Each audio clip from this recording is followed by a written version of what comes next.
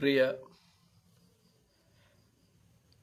ലോകം യാത്ര ചെയ്യുന്നവർക്കും ലോകത്തെ യാത്ര ചെയ്യാതെ വീട്ടിലിരിക്കുന്നവർക്കും പിന്നെ എപ്പോഴും ജോലിയായിട്ട് മാത്രം ജീവിക്കുന്നവർക്കും എപ്പോഴും കുടുംബമായിട്ട് മാത്രം ജീവിക്കുന്നവർക്കും എപ്പോഴും സെൽഫിഷായിട്ട് ജീവിക്കുന്നവർക്കും എപ്പോഴും സമൂഹത്തിന് വേണ്ടി മാത്രമായിട്ട് ജീവിക്കുന്നവർക്കും എല്ലാവർക്കും ഈ ബ്ലോഗിലേക്ക് സ്വാഗതം, വെൽക്കം.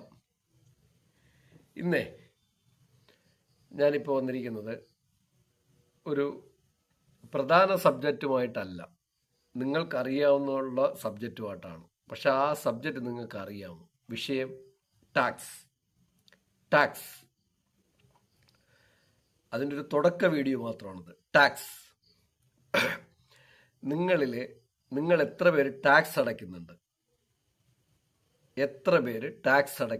ടാക്സ് അതിലെ GST ടാക്സ്, ഇൻകം ടാക്സ്, പിന്നെ നിങ്ങളുടെ ആഡംബര ടാക്സ്, അതായത് ലക്ഷറി ടാക്സ്. അതായത് നോക്കൂ, GST ടാക്സ്, ആഡംബര ടാക്സ്, അതായത് ലക്ഷറി ടാക്സ്, പിന്നെ നേരത്തെ പറഞ്ഞിട്ടുള്ള മറ്റ് ടാക്സുകൾ.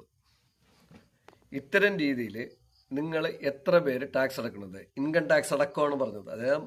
നേരത്തെ പറഞ്ഞ ഇൻകം ടാക്സ് അടക്കം. ഇത്തരം ടാക്സുകൾ നിങ്ങൾ എത്ര പേര് അടയ്ക്കുന്നുണ്ട്? ഇത് പോയിട്ട് മറ്റു ടാക്സുകൾ വേറെ. നിങ്ങൾ എത്ര പേര് അടയ്ക്കുന്നുണ്ട്? ഇന്നത്തെ സബ്ജക്റ്റ് അതാണ്, ടാക്സ്. എത്ര പേര് അടയ്ക്കുന്നുണ്ട്?